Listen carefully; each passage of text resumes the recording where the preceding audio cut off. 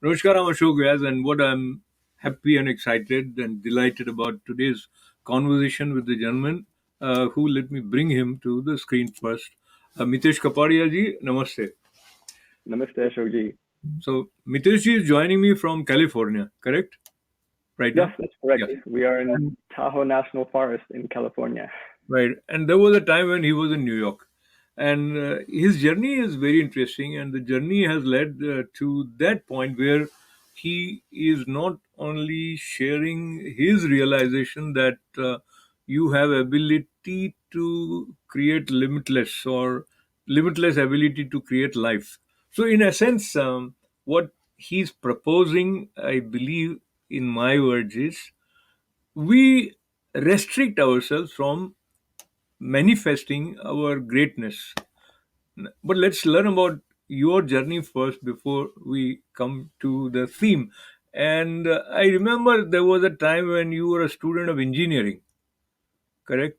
So Yes, when you are studying engineering, then your family and others would friends would think that that is the direction which your life is likely to take. So take us to your journey, how things unfolded, how your ideas changed. yes, that's correct. So, as an engineer, the thing is, I took the path which was given to me. I had cousins who were engineers. I had family members who were engineers. It was a very natural step for me to take. And I feel like this is relevant for a lot of folks out there who might be listening is that, we go with the path that is usually given to us. And very rarely do we listen to the path that is calling from within. And so, yeah, that's where I went. After high school, I didn't know really what to do. I just knew I was good at math and science, and engineering seemed like the most natural route. Hmm. So you did engineering, but parallel to that, or maybe later on, your interest in learning yoga took you to India. Yeah, so I was blessed that sometimes situations happen in life that fall into place rather than you trying to find it. It finds you more than you find it, and this is exactly one of those situations. I finished my master's degree, and I finished 6 months earlier than I had anticipated. So rather than finishing in June of one year, I finished in December of the previous year. And so I had 6 months to kill as I had a job lined up later in the next year. And so I thought to myself, well, I have 6 months. What do I do with this time? I mean, I had some options. I could start work early, which was one of the choices. And I said, no, that's not really the best choice. I could stay at home and do whatever I wanted. And that didn't seem appealing. I just felt like that wasn't the right thing to do. And then somebody mentioned to me that, when you have this time, make it valuable for yourself. And so I thought to myself, what can I do? Maybe travel somewhere. And India came up because I felt drawn to the Indian culture. So I went to Haridwar and studied at a university there called Dev Sanskriti Vishwavidyalaya. And really just wanting to learn our culture, our Indian culture of yoga, holistic health, Ayurvedic medicine, and not for any sort of degree or certificate or anything like that. So I took that time for myself to really learn and understand the jewels and wisdom of our yogic traditions and culture. And how was that experience? And what was it about your learning there which made you think that you want to do something different? Or it didn't occur at that time? Because I believe later on you joined Wall Street and you're working here in the corporate world. Right. And so I just wanted to learn for my own enrichment. It wasn't anything that I said that I was going to do as a career path. Hmm. And so after my time in India finished, I came back to the US and started working for Goldman Sachs in their IT auditing department. And so while being on Wall Street for a while, it was nice. I mean, I had a really, good opportunity, a really good company to work with, good people I was working with. But there was this unfulfilled part of me that really wasn't satisfied. And while I was working, I was also teaching in some ways where I came back from India, and the natural curiosity people would ask me is that, hey, Mitesh, you went to India, you learned some yoga, you learned this and that. Can you teach us? And so I went and just was informally teaching on the weekends and for groups and little families and things like that. And I liked that. I enjoyed it. It was empowering for me. And so then I took my study a little bit further. I found a really good teacher.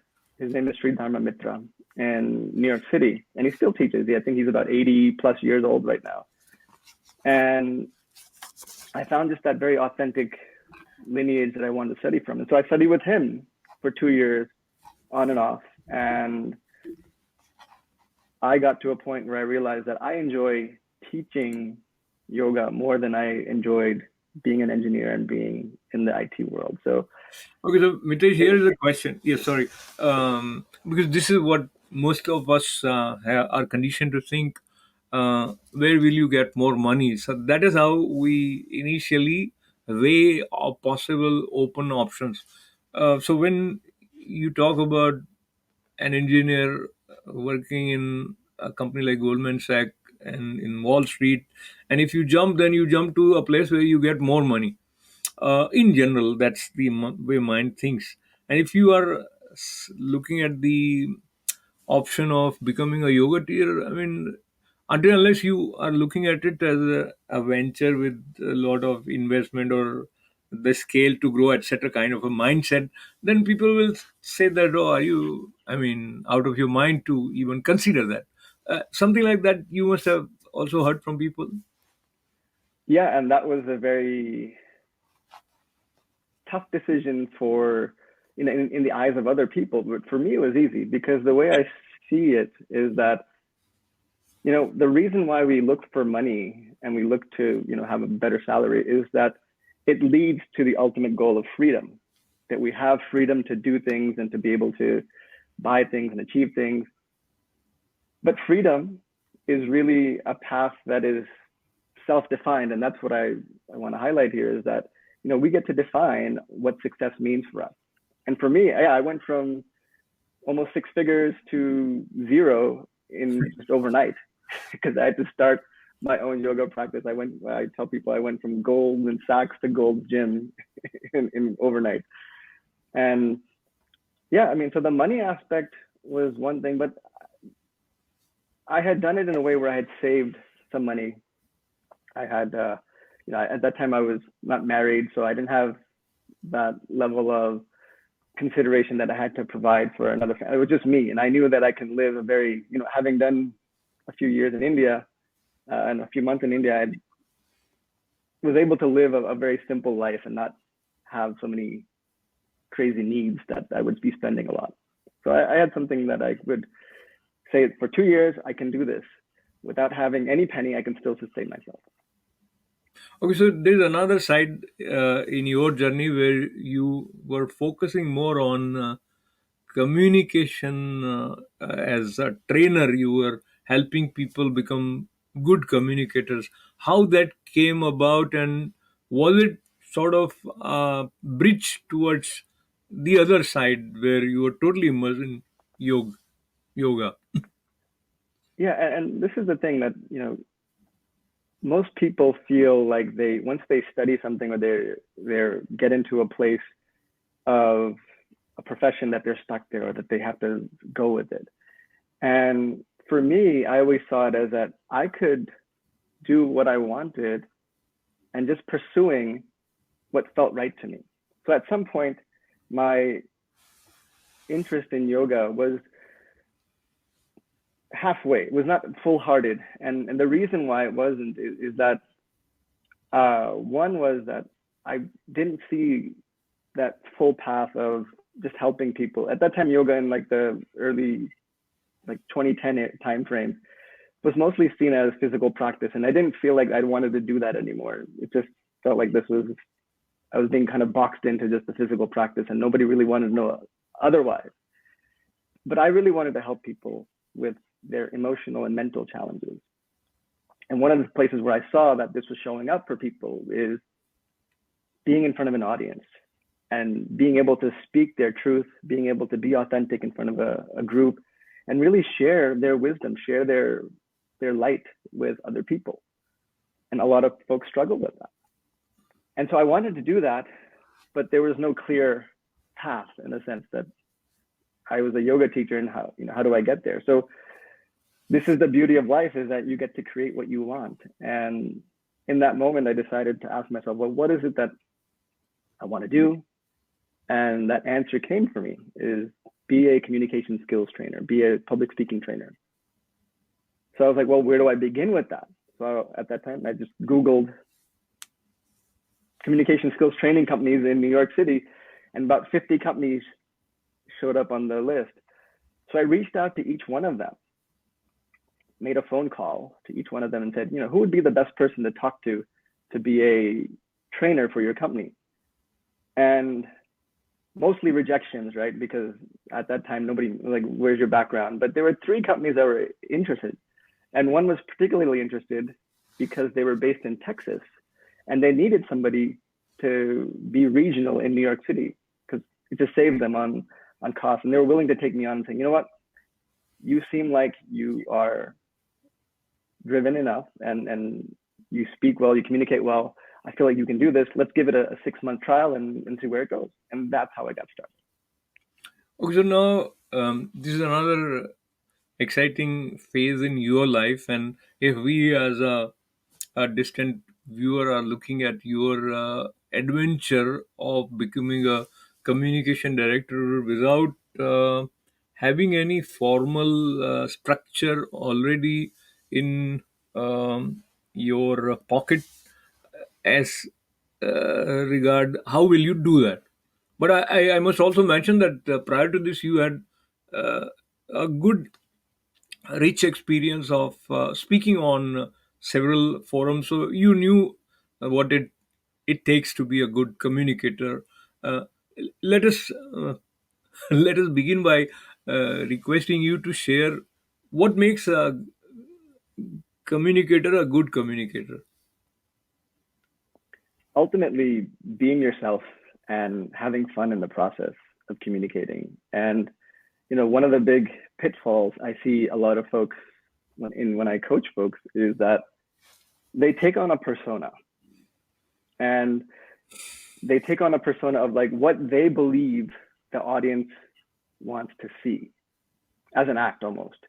And whenever you show up this way in front of an audience, and then this is how you show up in real life, there's a disconnect, and people will start to have that mistrust of saying, well, Mitesh, you showed up like this when we were speaking one to one, and then you got on stage and you became this person. That creates that level of inauthentic presentation. And so what I tell people is that allow yourself to just be you and leverage your strengths, leverage what is working for you. And in that process, you can truly shine. And that's the first step, is just to let go of the idea of what you need to be and focus on who you are. And then you can build on that by, building your messaging. Obviously there's 3 parts to it. How do you create your messaging? The second part is delivery of that. And then the third is making that relevant and engaging the audience along with that. So there's a few components, but those are the 3 things that really matter when speaking. So the first thing that you said, be yourself in one way. That's what you're suggesting. So many times, many of us are not clear as to who am I, and it's not an easy question. So, what tips you will have for someone to reach to the stage where they have that sense of self assuredness before addressing on your audience, in terms of clarity about who am I? So I'm not putting on any other persona, and I'm being myself. But what is the meaning of being myself? Yeah, and that is a discovery I think everybody needs to make at some point, because we can't go through life being this other persona. And the way to do this, the way that I found really helpful and I help guide others, is really to to look at the breadcrumbs of what excites you. How do you show up when you are fully feeling safe in your environment? Right? I mean, there are times when I feel like I can truly be myself. I show up as there's some humor that I like to inject. There's a level of excitement that I show. There's a level of just feeling connected, and also a sense of calm that, when something goes off track, I can stay grounded. And for me, I've recognized that for myself, and for you or for others, it's recognizing that, what are the things that really light you up, that excite you from inside? And that's the place to start, of recognizing, who are you?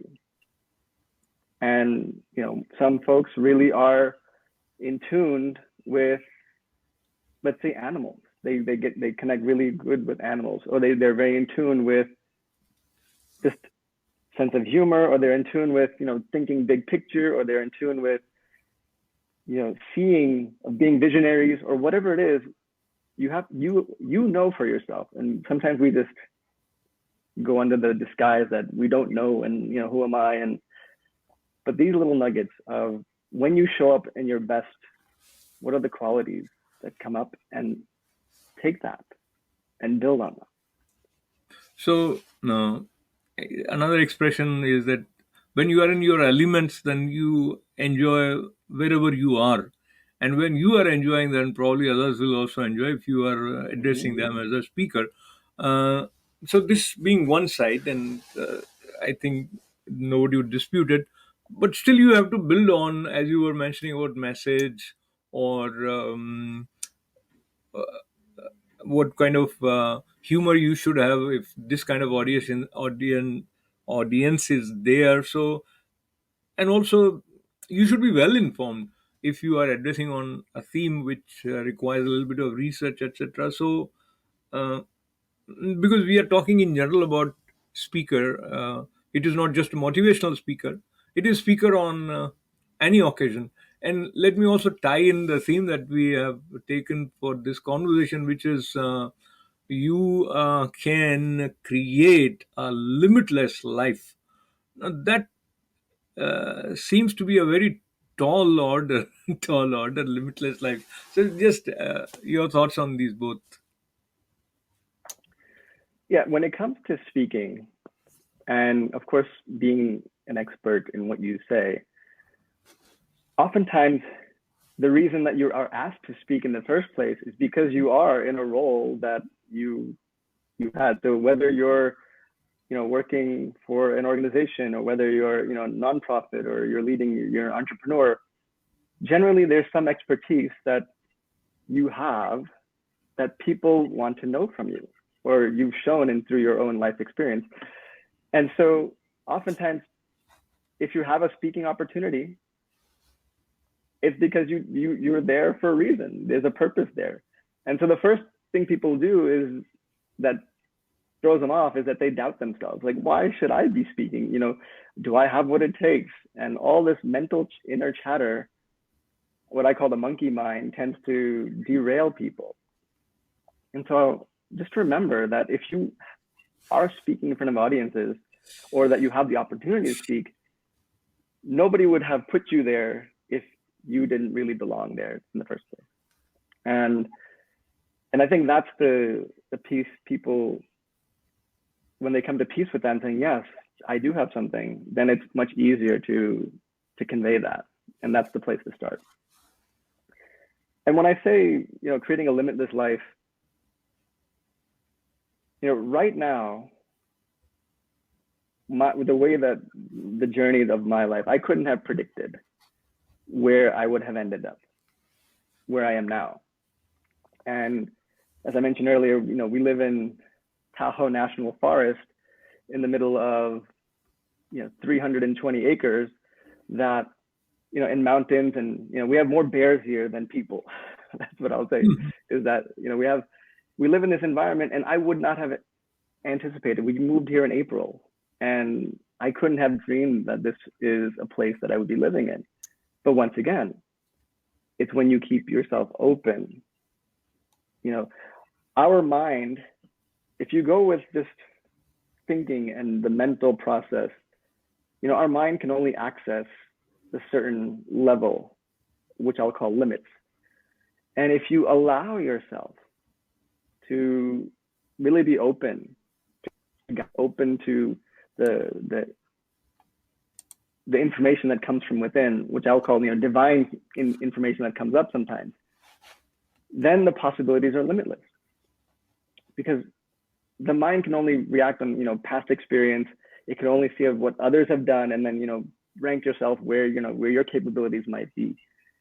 And so don't go with the mind, with your own mind on what is possible, but allow yourself to really channel and allow your imagination to really open up and go with the idea, the premise first, that instead of why it's not possible, how can this be possible? How can I make this possible? How can this really show up for me? And then you'll get the guidance accordingly.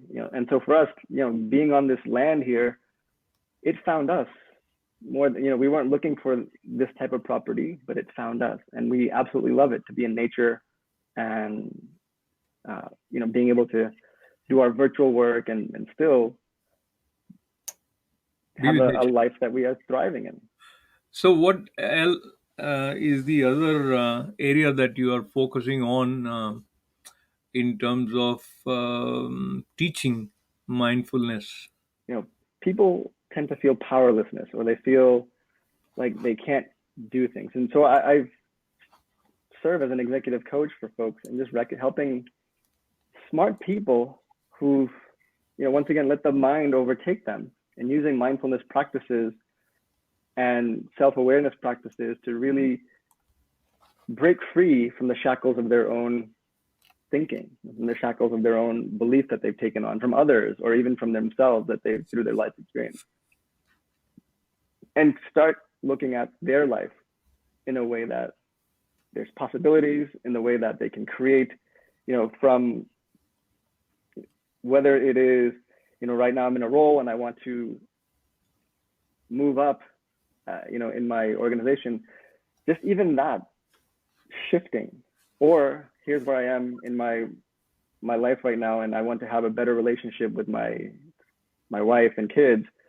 How do you enable that? How do you allow your own beliefs to wash away so that you can step into empowerment around that? And so that's one thing that I truly enjoy working with, especially clients, on overcoming their self-imposed barriers to live a life that they really want.